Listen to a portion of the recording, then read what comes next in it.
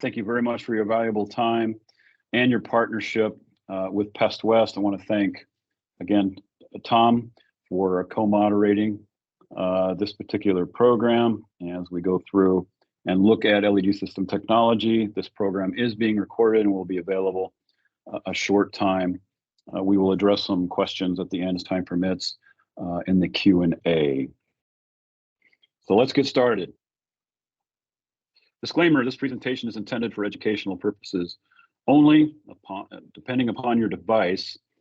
Interestingly, video content may not display, so it may be somewhat affected by the device that you're viewing. Again, thank you for coming to this program and investing your time and attention. I am Dr. Stuart Mitchell, resident entomologist for PestWest. This presentation, again, is being recorded and will be available soon. What am I? Well, I'm very small, weigh very little, fly about 4.5 to 15 miles an hour, most active 2 to 4 p.m., live about 60 days, disperse 65 feet to 27 miles, see with mosaic vision, hear and feel with bodily hairs, taste with my feet, communicate with pheromones, and locate malodorous food-filled dumpsters. I am the ultimate dumpster diver. What am I? I'm a housefly, and I'll see you inside.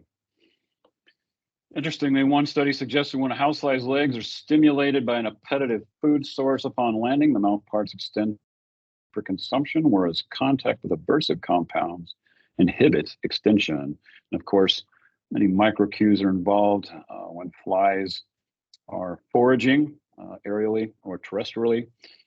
Flies have many sensory inputs we'll look at briefly, which I'm sure many of you are well aware. This is an appetitive food source, where the pseudoesophagus comes down to immediately explore, determine sensation, whether or not it's a nutritional value, and then begin to extract that nutrition from metabolism. Extraoral digestion, interestingly, about flies that bring up their stomach and mouth parts and down onto a surface. It's pseudoesophagus. Bill flies consume about 1.5 to 2.3 times body mass. All this extraoral cyclic regurgitation, sharing filth to food. Houseflies are morphologically, physiologically, and behaviorally suited to serve as disease vectors. Another study suggested among collected flies from dumpsters, and we're all dumpsterologists to some extent, we'll look at that briefly, were the housefly. The majority, the housefly, Musca domestica, 47%.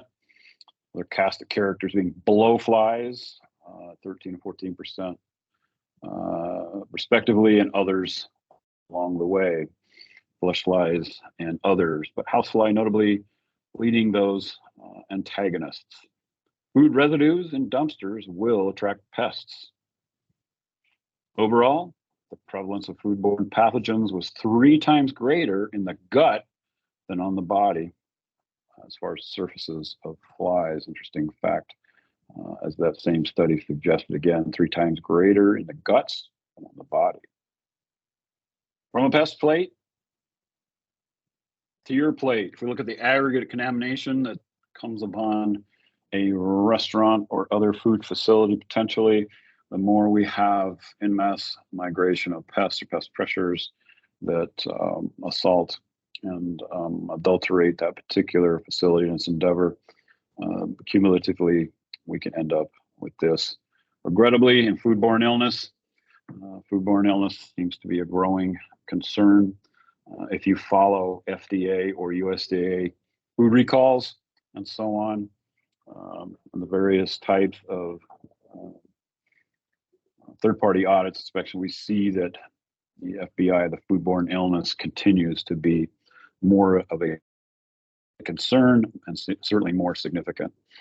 So reflected in, for example, FDA violations form 483, notice of inspectional observations, objectionable practices, sanitation, interestingly, hygiene, the partitioned hygiene, sanitation, 21.5%, and pest control, 20.9%.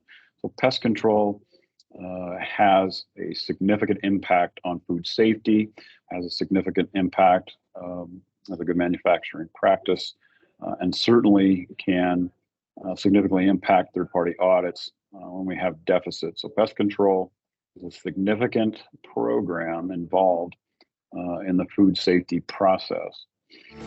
Here's a really bad situation. This is a food establishment. We won't tell you where, but you can see that they're asking for trouble, fly trouble.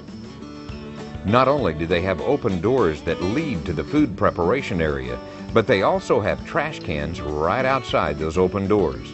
And to make matters worse, there's a lot of standing water around the trash cans. You probably remember the triangle of life from past PCBN programs. This simple little graphic outlines what pests need to survive: food, water, and shelter. All three needs are very handily addressed in this situation. Talk about an open invitation to flies. Little retro pest control. I think PCVN and Dr. Ted Gronowski for some of these video shorts. A little retro pest control to demonstrate things. In as much as things change, they may stay the same. And we have these various conditions that evolve through human practice that can be certainly sources or resources that are exploitable. So no food, no pests. In the ideal world, we know that's not what happens, but pests are definitely resource driven. So we have resources, delayed maintenance issues, problems with architecture that are archopestology, all of those deficits. There's certainly a penalty to pay, and pests grade us on our ability to maintain structural integrity, structural maintenance, and environmental hygiene. And when those deficits occur, pests show up to remind us that that is occurring. Flying infections, filth to food, those appetitive sites that pests find, bring down those mouth parts and podites and shedding particles, doing all sorts of things to share where they've been. That filth to food, essentially flying infections. Let's take a look at the compound eyes. A little bit of compound eyes 101. This is the significant part, if you will, the source of attraction for insect light traps. This is called the bait, if you will, quote unquote bait. So when we take a closer look at those compound eyes and how they react, evolving that external stimulus and how they react to that external stimulus as a function of phototransduction. A little tech talk, so to speak. Housefly, UVA light. Houseflies possess highly sensitive compound eyes. We know through electroretinograms and other studies that they react to UVA light more favorably in the 315 to 400 nanometer range, although we isolate that a little further, as we discovered. Specialized photoreceptor cells detect UVA light, which influences vision and behavior. Reactions of the housefly as our model organism to LED UVA light. Attraction, houseflies are naturally attracted to these UVA sources, these rich UVA sources, assuming that they are true UVA as a function of photon energy. LED UVA sources emit wavelengths that emit either negative or positive phototropism. Phototropism, tropism being attracted to or away, depending on whether it's a positive or negative stimulus. We also speak photo, so we know that it's a light source. So moving toward that light source. Navigation. Flies are great at that. UVA light assists in housefly navigation, distinguishing objects and surfaces in three-dimensional, that temporal spatial relationship. A little more at that.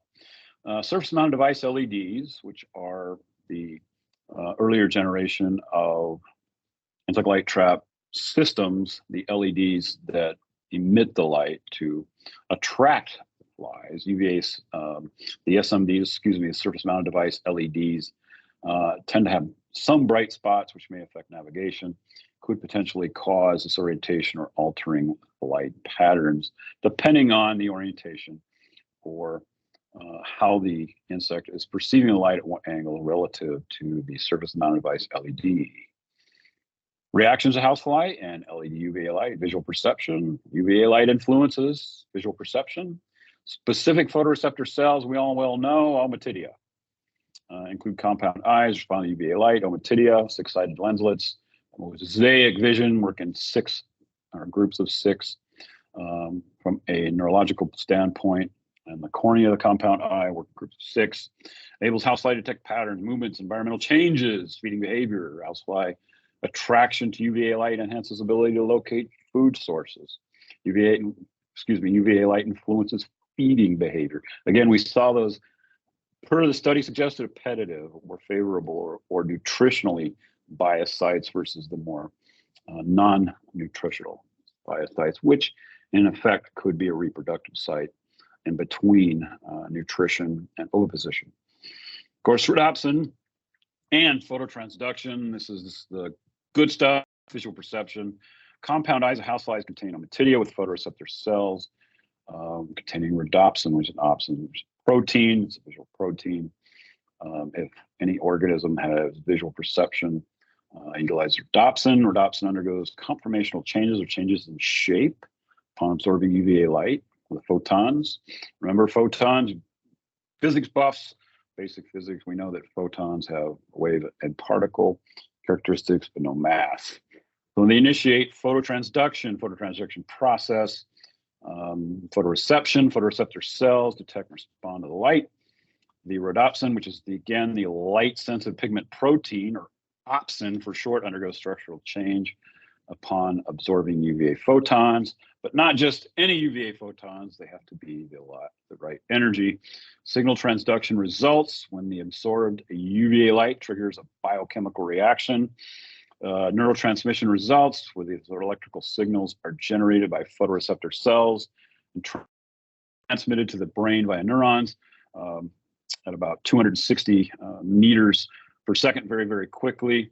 120 meters per second, about 260 miles an hour. Get my units right there. Signals carry information about UVA light, wavelength, intensity, and spatial characteristics. Visual processing in our model organism, housefly. In the brain, electrical signals are processed, integrated with signals from other ommatidia, generally in groups of six, more receptive, more sensory at the ventral and dorsal portions of the compound eye. Visual representation of the environment is created, enabling perception, navigation, and response to that UVA stimulus. Sort of a proprioceptory response to that external stimulus, that being that UVA light and the right photon energy. We call that coordinate transformation. Coordinate transformation is transformation of visual cues into appropriate motor commands to respond to the environment. Insects use compound eyes and track visual stimuli, such as landmarks, objects, and patterns. They do it very well. They're excellent aviators. They don't live very long. They do what they do. They do it very quickly. And they're very good at it in exploiting that UVA and allows navigation orientation during flight and can react in flight. An aviator can react in flight through sensory inputs, microcues in 50 milliseconds, very, very quickly. So energy at 365 nanometer wavelength tends to be more favorable attraction wavelength. We understand this not only from electrotenograms and using saltatory conduction measurements with electrotenograms in reaction to a favorable stimulus, various types of light. We also know that from simple means replicate testing and other forms of testing, that 365 to 370 nanometer range is the more significantly favorable. We take that photon energy of 365 nanometers and convert it to electron volts, about 3.397 electron volts. This basically is the energy associated with the conformational change of that rhodopsin, that optical protein, which changes shape and initiates a cascade of neurological response in musca domestica. Understanding these processes and other applications of biophysics and other sciences helps ourselves as pest management professionals to exploit and domesticate flying insect behavior. So LEDs and FUVA, fluorescent UVA, FUVA, differing fly attraction. We look at FUVA, or at least in a very capsular sense. Fluorescence is a process of electricity being converted to heat through a cascade of essentially small nuclear explosions, if you will, but it's electricity being converted to heat, that heat producing a light, and the light can be produced in a number of different wavelengths, focusing in one particular wavelength, but there's a lot of energy lost in heat, and that can be favorable in some cases. We'll look at that briefly, but essentially fluorescence is electricity, heat to light. It takes an awful lot more energy to initiate that cascade of events or that process, as opposed to electroluminescence through LEDs. LEDs produce electroluminescence, electricity to light, which is much more efficient, uses far less energy. It's an electrical phenomenon where material prevents light in response to passage of electrical current, a forward bias, or an AC conversion using a driver. We call this a light emitting diode, or LED. The great thing about LEDs, they will emit the exact wavelength of light the entire time the LED is operational. Whereas we know well that fluorescent light drops off over time as the internal phosphors denature, change shape, and begin to emit other colors. We could see in the graphic below that fluorescent emission can be in a number of different wavelengths, focusing in one particular wavelength based on the type of phosphor, whereas LED is a very, very specific wavelength and will emit efficiently that wavelength for its entire operational life. In this particular case, our Quantum X LED lamp is 3 years. If we look at electroluminescence, it's really a forward bias where we have an N-type semiconductor moving to a P-type or positive semiconductor through a urinating area, a depletion layer. Voltage is applied, pushing electrons from negative to positive. They recombine, and then within that recombination, this causes electrons, of course, wanting to drop to a lower state of energy, and they do that by emitting a photon. This entire process is very efficient, produces very little heat, and uses far less electricity, allowing these devices to be operational for a much longer period of time. Look a little closer at this PN junction, LED semiconductor. We have free electrons. Again, N-type move toward the P-type through depletion layer. As long as a forward bias electrical current is applied, and that physics continues until the electrical current is discontinued, and then the depletion layer expands and acts as an insulator between the two sides. And of course, the LED is off. That would be in the off position. Reapply through basically converting AC to DC through a driver and applying that electrical current. We start the process again. And again, for you physics buffs, we calculate the photon energy, or the energy of the band gap in this particular case, using Planck's constant. See, and we understand the energy that is being emitted. Quantum LED system technology. Our new LED lamp, our new Quantum X LED filament lamp technology emits UVA light at 370 nanometers. It has a novel 360-degree beam attraction. I think that's the take-home message here. It's isotropic, or uniform direction of emission of light, no bright spots. We have through means replicate testing, we have a 91.2% phi attraction and capture rate. Translucent substrate, which we'll look at, which enables the 360-degree emission of photon energy. It's argon cooled, much like fluorescent lamps are cooled by noble gases, which are non-reactive. Full electron shell, non-reactive gases act as a cooling system, as opposed to a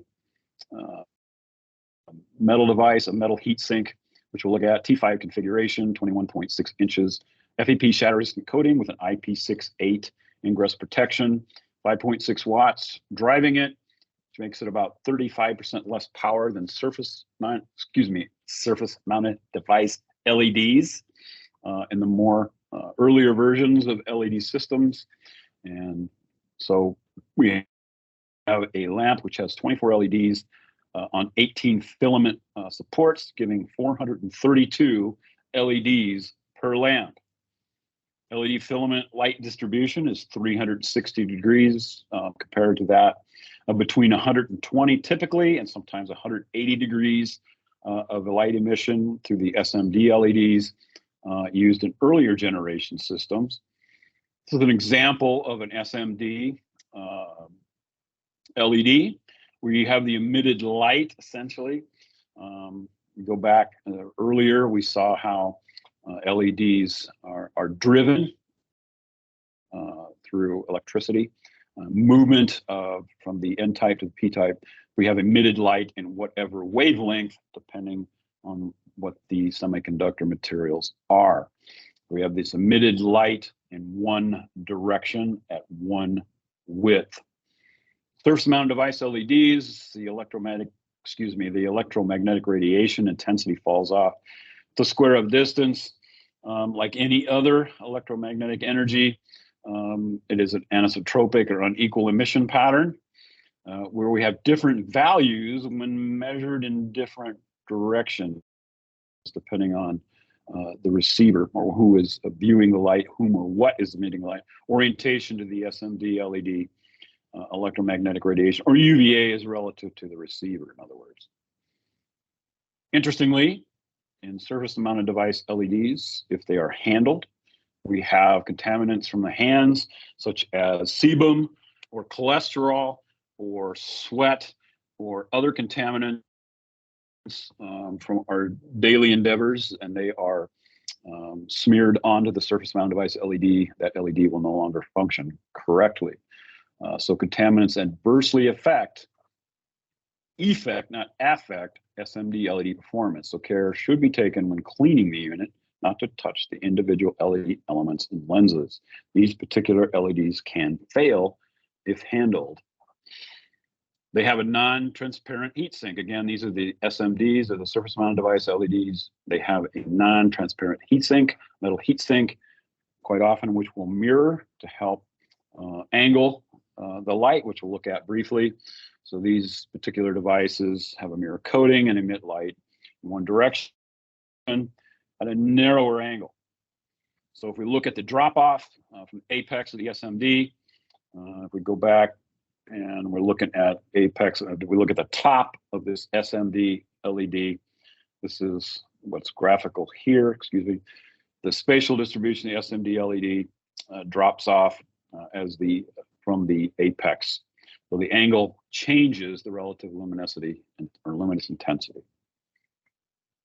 Here we have a couple of examples, illustrations of the Quantum X 360 degree UV beam, Quantum X filament LED versus the older generation or earlier generation surface mounted device LEDs where they emit light in a limited beam, whereas again, the Quantum X system technology allows emission of 360 degrees of UVA light.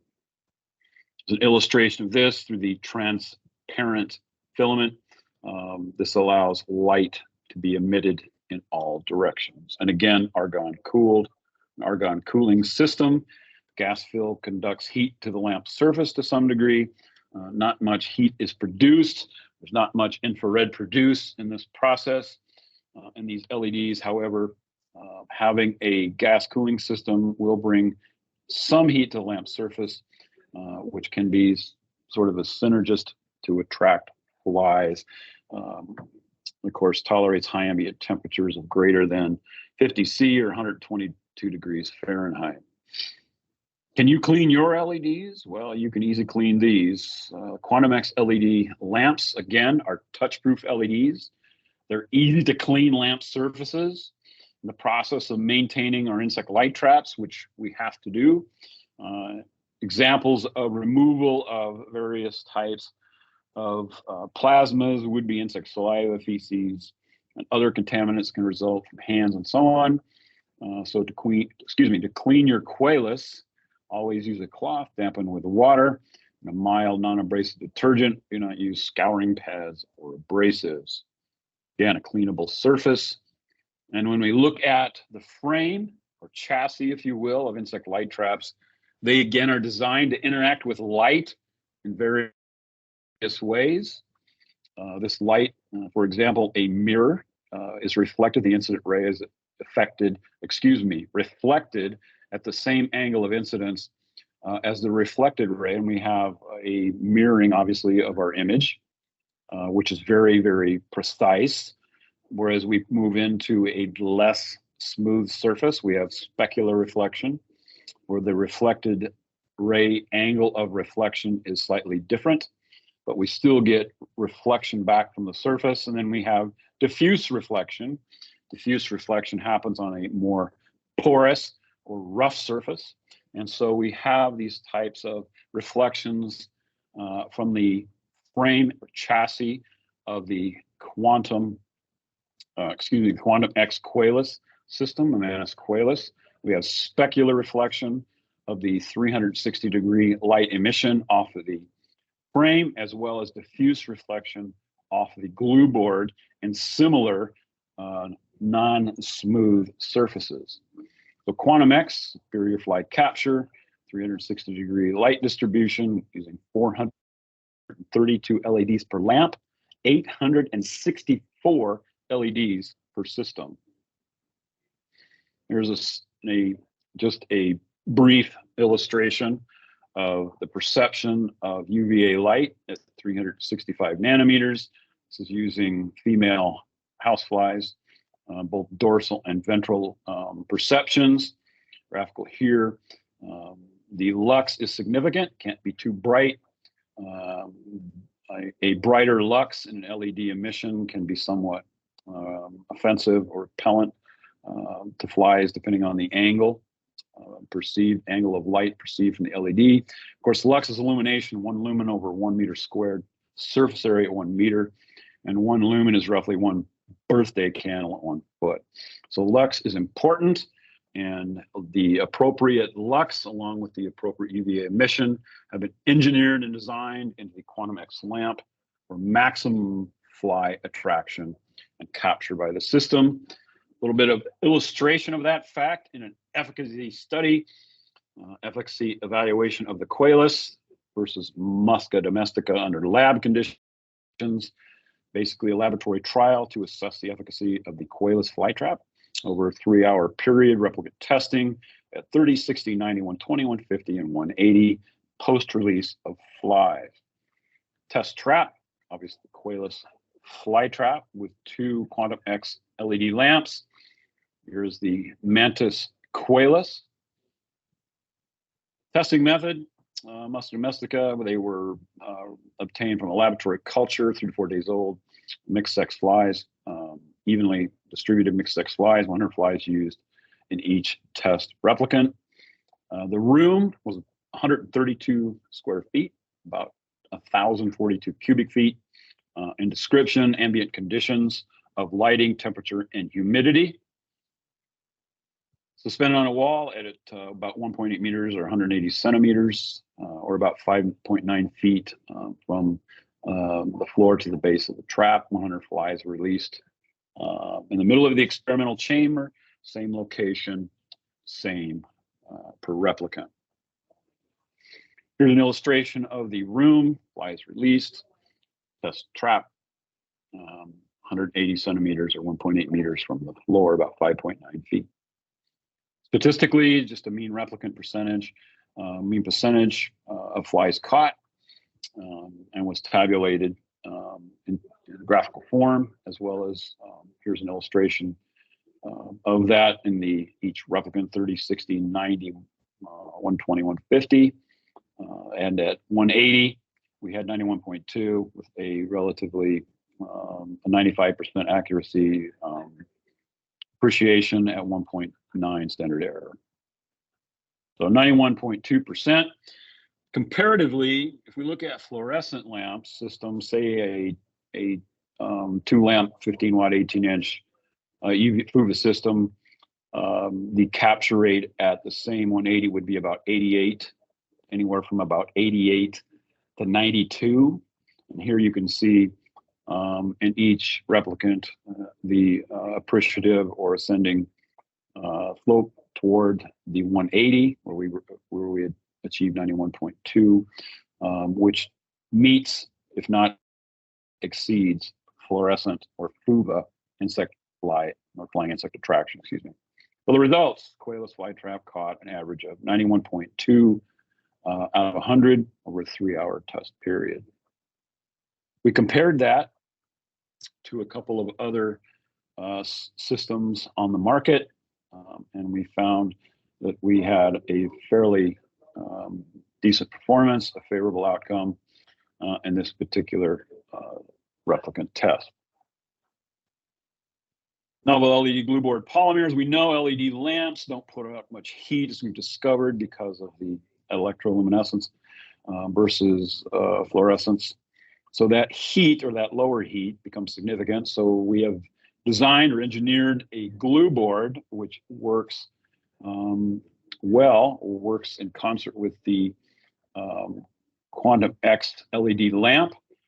This particular polymer is highly receptive to the type of energy that is put out by the LED lamps, and therefore maximizes or assures maximum capture and working performance over operational time in conjunction with the 2 LED lamps, Quantum X LED lamps. Novel LED glue board polymer. Any standard glue board will not work appreciably within an LED system. Ease of service: steel frame, white stainless steel. HACCP GMP compliant, 3-year warranty. Of course, that excludes lamps and glue boards. Suspend that trap. We undo this area here, and we're all set. Just about get this trap up and running.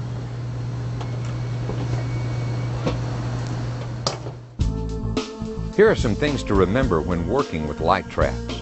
Make sure the trap has a continuous power source and is not turned off at night. Take the competing light sources into account when you select a place to install the light trap.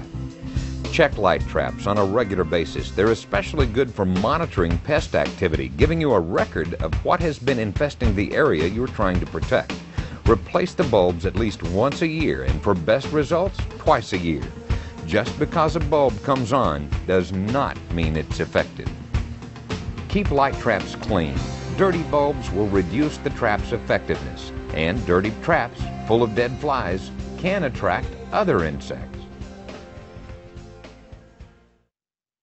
Little FUVA ILT retro. Again, I want to thank Dr. Ted Gronowski. I'm sure many of you know Dr. Ted, as he's well known. Dr. Ted Gronowski, BCE, for these contributions, as well as Pest Control Video Network. Interestingly, how the rules apply over time. Good standards of practice apply. But now, of course, we move, as we move into the LED realm of operations as a function of insect light trap systems, we move from the annual replacement to replacement once every 3 years.